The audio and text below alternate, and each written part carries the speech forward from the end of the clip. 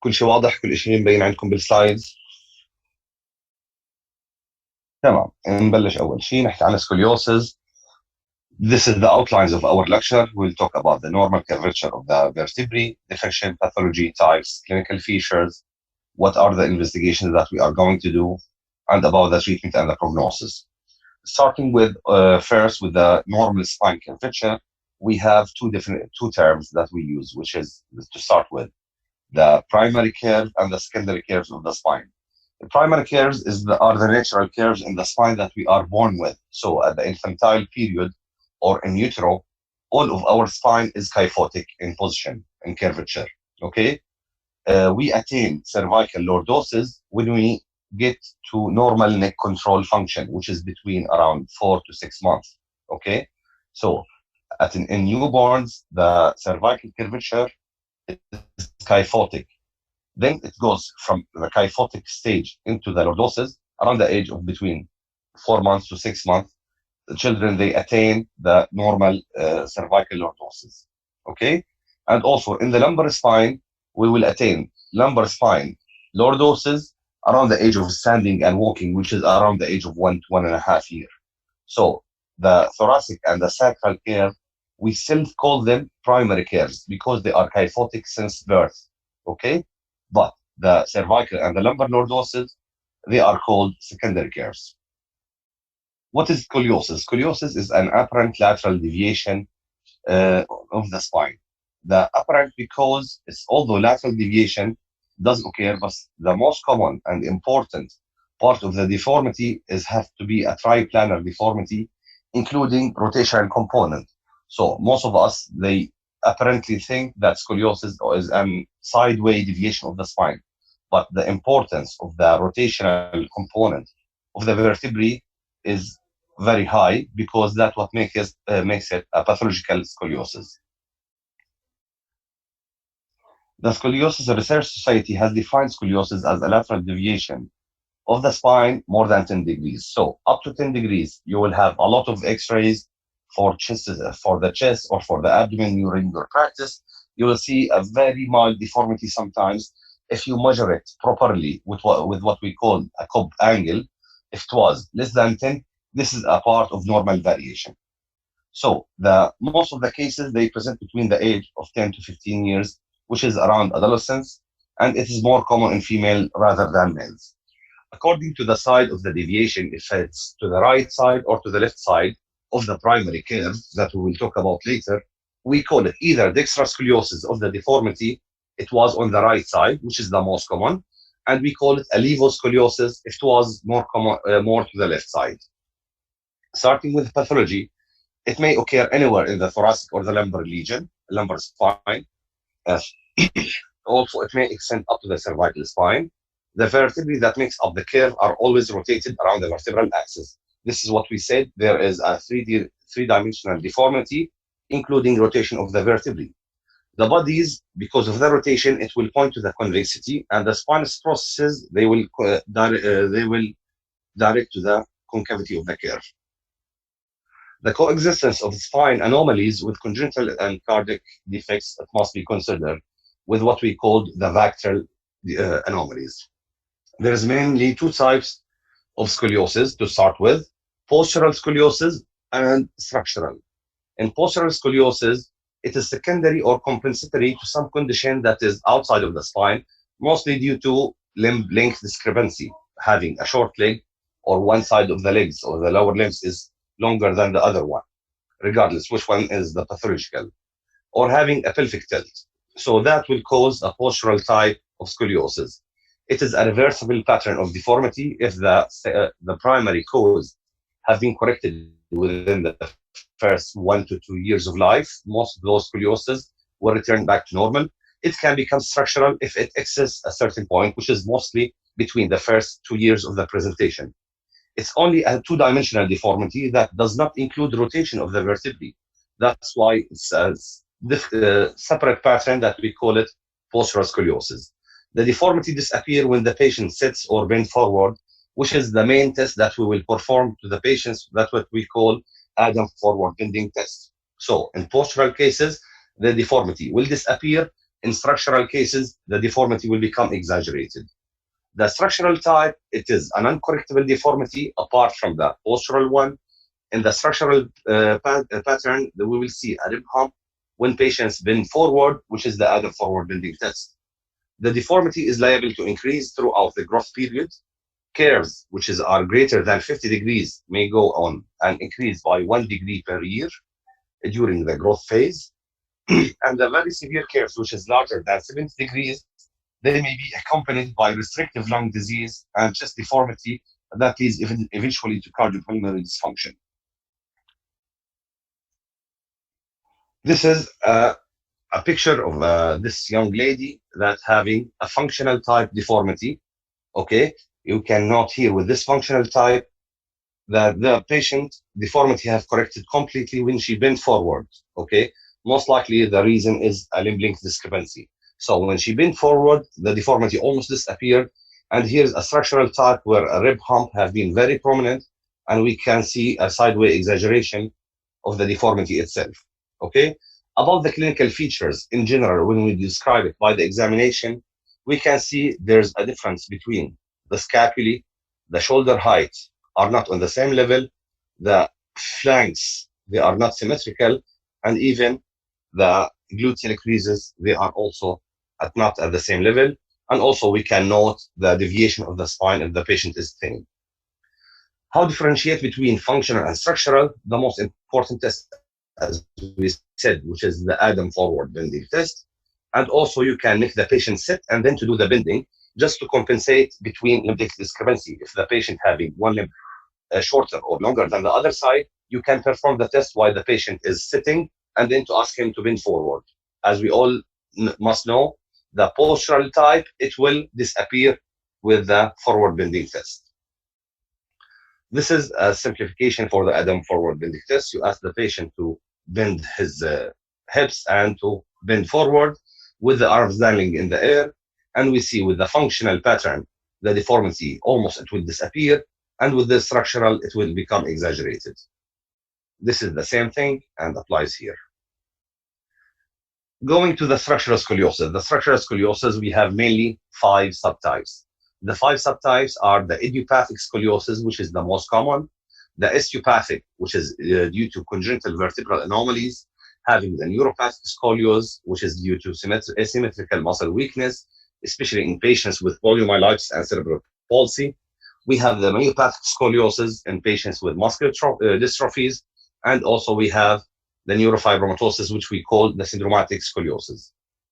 The structural scoliosis, this is a summary about that. We have also here to know that in the old classification system, it used to be subclassified to the infantile, which is in the first 3 years of life. Mainly it occurs between in the first 2 years of life it presents, and the juvenile, which is between 4 to 9 years, and the adolescent idiopathic scoliosis, which is above the age of 10 years.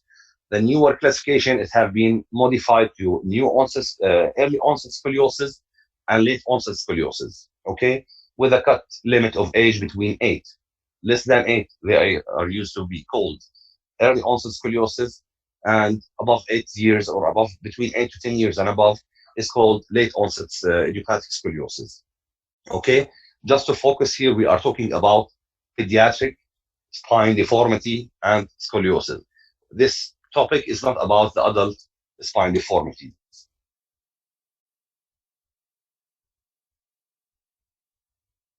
Start with classification with idiopathic scoliosis. This is the only subtype that occurs with the left thoracic pattern. The other types of the scoliosis, idiopathic scoliosis, they occur over the right thoracic area, which is the most common.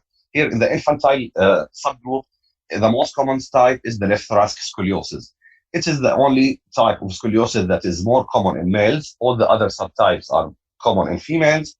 It's the only one that resolves spontaneously. Almost 90 to 95% of patients with infantile idiopathic scoliosis, they resolve after the age of 1, and 50% between the age of 1 year to 2 years, they resolve by the end of the second year. So most of the infantiles, they resolve spontaneously. The main cause is intrauterine crowding and positional inside the uterus that will cause this pattern of scoliosis. The second subtype, which is the juvenile idiopathic scoliosis, it's most closely mimics the epidemiology and demography of the adolescent version of the disease. So the juvenile is somehow similar to the adolescent idiopathic scoliosis. It is more common in females, less than 50%. Don't quote this data. 50% resolves spontaneously. Actually, no, they resolve spontaneously, and most of them, they are progressive to more severe form. It is most common curve pattern in the right thoracic curve, as we said, with the juvenile and with the idiopathic scoliosis. They are more common to the right thoracic curve, and it have a high rate of progression and need for surgery. The juvenile idiopathic scoliosis may be considered to be a malignant subtype of the adolescent idiopathic scoliosis. The problem here with the scoliosis, that how much years are left for the child to grow. The more years to grow, the more years for the deformity to progress. As we know, with the juvenile subtype, those patients, they present between the age of 4 to 8 or between 5 to 9, according to the textbooks that is written. So those patients have a lot of years to grow and more deformity to occur. That's why they have a high rate of progression to start with. They reach a very big deformities and eventually they need surgery. In patients with adolescent idiopathic scoliosis, it is the most common subtype of idiopathic scoliosis, and it is the most common type of scoliosis overall. Small curves in more mature patients have a substantial lower risk of progression, about 2%. Then larger curves is more in more immature patients in whom the risk is much higher. It presents before puberty and progress until skeletal growth ceases. The skeletal growth ceases mostly in females around the age of 17 and in males around the age of 18. That's why we continue the conservative management with bracing if it was indicated for females up to the age of 17 and male up to the age of 18 until the growth ceases. This is a picture with examples of different subtypes of scoliosis, with the first one, which is an infantile thoracic scoliosis that did not resolve. We said that 90 to 95% of the cases, they were resolved, but this one have been an unresolved infantile thoracic scoliosis with the deformity pointing to the left side, and adolescent thoracic scoliosis, thoracolumbar pattern, and the lumbar pattern, and a combined thoracolumbar scoliosis. We can see how the patient presentation and the shape, it can be different. Going to the second major subtypes of the scoliosis, which is the osteopathic.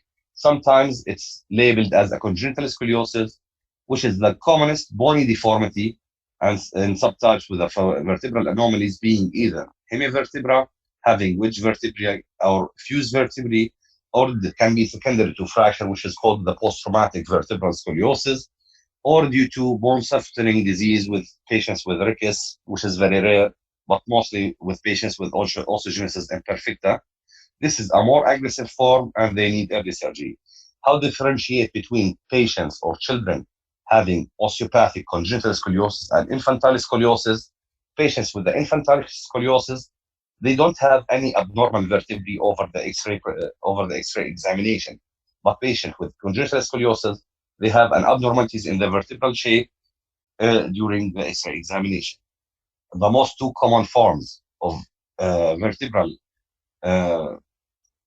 development, which is failure of formation or failure of differentiation, segmentation and differentiation between the vertebrae.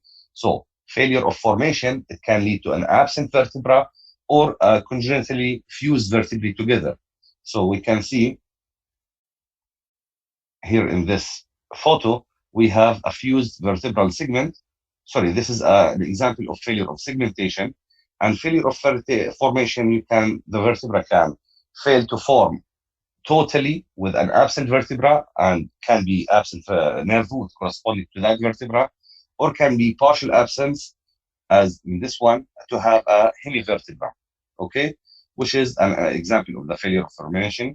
Also, it can be combined, as in here, as a unilateral failure of segmentation over one side that will lead to a big deformity, and also a partial unilateral failure of formation of the vertebra, as shown in this example. So we have many examples to having congenital scoliosis and many different patterns. It will be discussed more with the case with the patients with kyphosis.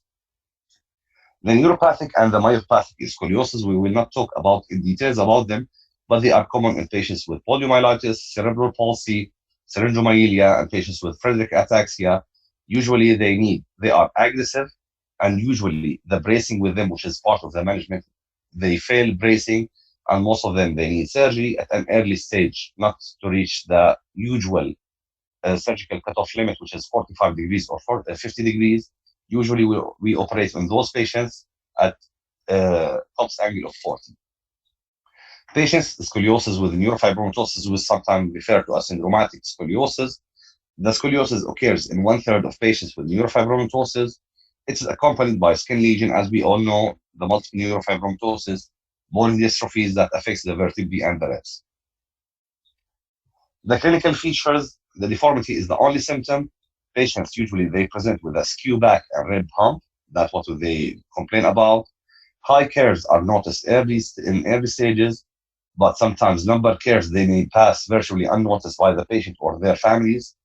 It always looks worse on flexion, as we said, on other forward bending test, the deformity it will exaggerate. The shoulder is elevated on the side of the convexity, and the hip sticks out on the side of the concavity.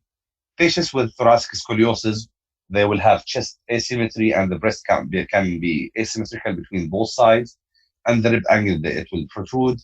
Pain usually is a very rare symptom, and it's indicative of secondary neurological abnormalities if it was present. And patients who complain of pain with the scoliosis is an indication to do MRI for them.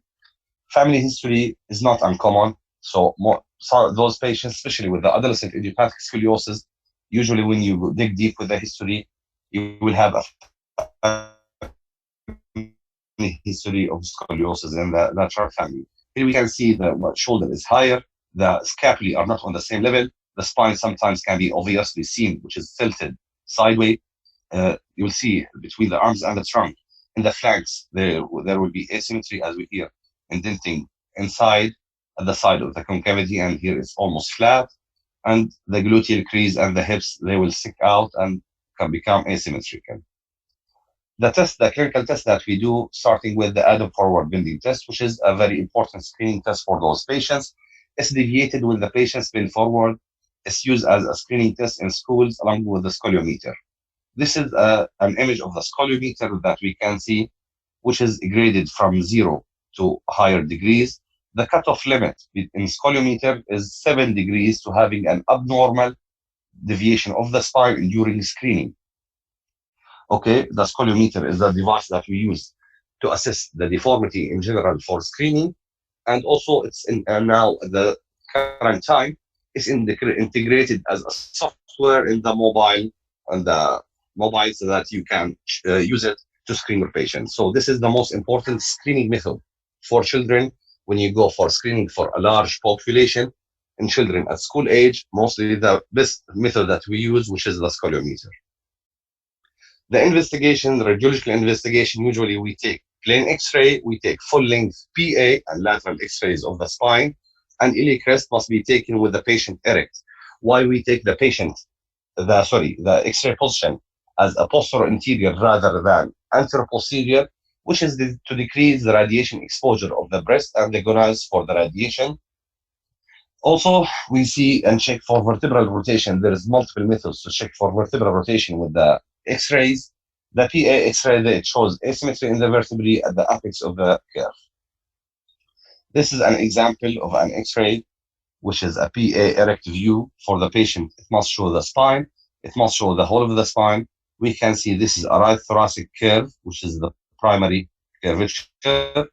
Later on, we will check for the assessment of the severity of the curve, how we can take it. This is the lateral view. It's not that much clear in this photo, but also we must assess for the sagittal plane deformity with the patients having lordosis or kyphosis, including with the deformity.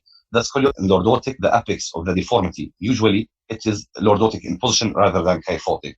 Another term in patients or deformity that can occur, which is kyphoscoliosis, which is combination between scoliosis and kyphosis. But in general, the deformity, the apex of the deformity usually is in lordosis. We'll go back to another example. Here we can see also this X-ray during growth, how the deformity becomes from mild deformity to more severe one, and it will progress with years to more severe one in deformity. That show the natural progression of the disease. The Cobb's angle for measurement of the spinal curvature. Here we take with a PA erective view of the patients, we choose the most tilted vertebra above and the most tilted vertebra below. An angle between the intersecting lines are drawn perpendicular to the top of the superior vertebra and the bottom of the inferior vertebra, which is the Cobb angle. Here we can see, we just draw some lines for more details. Here we see the most tilted proximal vertebra, we choose it over there, and the most tilted vertebra distally, and also we choose it, okay? We take the upper vertebral end plate, and we draw a perpendicular line over there, okay? And the distal one, we draw a line over there. Also, they will intersect in this part, which is the Cobb angle, okay? Because we do this over a plain X-ray film, we can't draw those lines perpendicularly all the way. We take an equal angle by drawing a 90 degrees line over here, and 90 degrees angle over here, and the angle that will form in between them is equal to the intersecting angle, which will be outside of the film when you do the examination over an X-ray. The Cobb's angle, this is the most used and the most important uh, angle that we use for assessing severity of the curvatures. We have also two terms that we use, a primary curve and a secondary curve. A primary curve in scoliosis, which is a curvature more than 25 degrees with significant rotation. Secondary curve usually is less than 25 degrees and it is correctable, okay? So in general, curves which is less than 25 degrees, they need only conservative management and follow-up. Curvature between 25 and 45, they are suggestive for bracing and also depending on the riser sign. The riser sign, which is a very important progressive indicator for scoliosis that we will talk about. But this is, in general, in patients, how we diagnose them and how we classify them. Patients who have a Cobb angle less than 10 degrees, they are classified as normal, but still it is a progressive disease. This is according to the age and according to the riser sign. If the patient is an adult or near skeletal maturity, a Cobb angle less than 10 degrees is considered normal. A Cobb angle between 10 and 25 degrees is considered a mild curvature. This is a mild scoliosis. Also, according to the riser sign that we will talk about, and the age, it is needs only follow-up.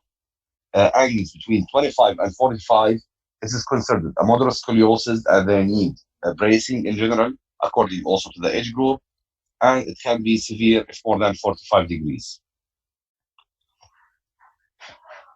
What is the riser sign? The riser sign is the most important in curve progression.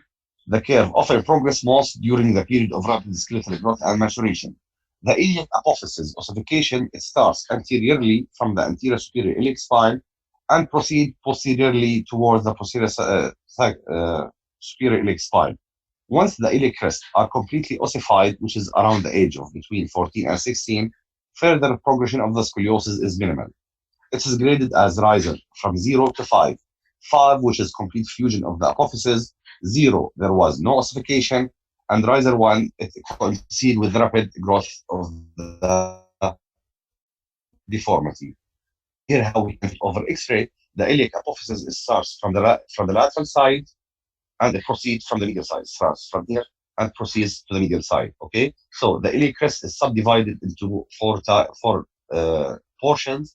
1, 2, 3, 4. This is 1. This is 2, and the iliac apophysis is considered stage 5. So when we take the patient PA view, it must include the iliac crest with the standing view. Okay, and also we assess the ossification if it is in riser 1 or in riser 2 or riser 3 or 4. Patients who have type 1 ossification of the lateral 25%, type 2, they have ossification from the lateral to the medial up to 50%, and 3 up to 70%. Type 4, they have the ossification almost complete up to 100%, But type 5, they have complete fusion of the ilium, which is totally skeletally mature patients. Here, examples through the differences between the iliac crest ossification. Here in grade 1, still the iliac crest growth plate did not appear. In stage 2, there is an appearance of the iliac crest, and here in type 3, there is more growth plate which is appearing, and here almost in grade 4, and here almost grade 5 that have almost fused, and here with the F picture, we have complete fusion between of the iliac crest. And also here is another example how to assess the riser zone. We see here the iliac crest apophysis over both sides, which is not completely fused, which is almost, this is a type 4 riser zone. Patients with riser zone or riser 5, they usually they don't progress more in their deformities. Patients with riser 0, 1, or 2, they have a high chance of problem. The indications of CT and MRI is not always needed. We perform usually a whole spine MRI or CT scan in patients who are having an abnormal neurological examination, patients who present with big curves at initial presentation, or patients who are having an atypical curvature, which is a left thoracic curve. The treatment and prognosis, the aim is to prevent severe deformity, usually for cosmetic reason. Let's just focus and remember that those patients with scoliosis, they don't complain of pain. This deformity, it progresses very slowly in general and presents slowly in adolescent age group. Pain is not a common symptom. Those patients are neurologically stable. Those patients over the long term, they don't have an increase for neurological deficits or abnormalities. Those patients in general have a higher incidence of muscular related symptoms in the future if it was not treated. But the primary problem, which is impairment in those patients perceptive of normalities and their general look. Okay, so mainly this is a cosmetic reason that will need indication for management. The management is different from regarding the different subtypes of the scoliosis. In general, there are certain predictors of bad prognosis, which is like patients who are having double curves, that the deformity extends from the thoracic and the lumbar region, patients who have scoliotic deformity, including with kyphosis, which what we call kyphoscoliosis, patients who present with a left thoracic deformity. As we said, a right thoracic deformity is the most common, and it is less progressive than a left thoracic pattern. So those patients who present with a left thoracic deformity, they have a worse prognosis. Patients presenting with a big deformity, more than 50 degrees, they have a bad, worse prognosis than patients with mild deformity. And also patients with malignant curves pattern have a worse prognosis. A malignant curve, which is patients who have more than 10 degrees progression of the curvature per year, which that's what we call a malignant curve pattern. The management in general is different according to the different subtypes of the scoliosis. Patients with infantile scoliosis, usually they need nothing. Sometime in the past, they used to apply serial elongation, derotation, and flexion plaster. We brace them with some casts with certain techniques to decrease the deformity. But in general, those patients, they don't need treatment. More than 90%, they will resolve spontaneously. Patients with juvenile scoliosis, they are treated surgically before puberty, except if the child is very young, so bracing until the age of 10. So patients with the scoliosis or the juvenile subpattern, usually they are being braced up to the age of 10. And after that, we perform surgery. There is an alternative controlled spinal growth surgical techniques that we do for those children who have a big deformity before of the age of 10. The management in general is complex. You are not expected to know the details of surgical management or in those patients. We'll take only the rough and simple things with the adolescent idiopathic scoliosis, that if the deformity is more than 45 degrees and still there is a skeletal maturity, or even if they achieve skeletal maturity, they need surgery. Patients between 0 and 25 degrees, usually they are expected to be observed. If they excess the 25 degrees or they maintain a curvature below 25 degrees, they need nothing, only observation. Patients between 25 and 45 degrees, they can be braced as an option. The bracing option is valid at Europe, in the States and Canada. They have been abandoned with the bracing because the compliance of the patients is very weak. The bracing that we mentioned, that's what we use between the Cobb's angle of 25 to 45 degrees, which is mostly used now in Europe rather than in the States, which is the most common one. It has been Milwaukee brace. It consists of a pelvic course or girdle. In general, what I want you to know about the Milwaukee brace, that we use it in curvatures that is above the mid-thoracic level, almost above T7. If the apex of the deformity above T7, we must use the Milwaukee brace. The other type of brace that we use, which is more commonly used than the Milwaukee brace, which is what we call a Boston brace. It includes a corrective pad, which is added to apply certain pressure at the apex of the deformity with a relief point over the other side. The bracing the main aim for them is to maintain the deformity at its current position or to achieve partial correction. Okay, bracing usually is used between angles of 25 to 45 degrees. Also, that depends upon the patient skeletal maturity and sexual maturity, because cases of scoliosis, the rapid growth occurs during growth spurt and during sexual maturity.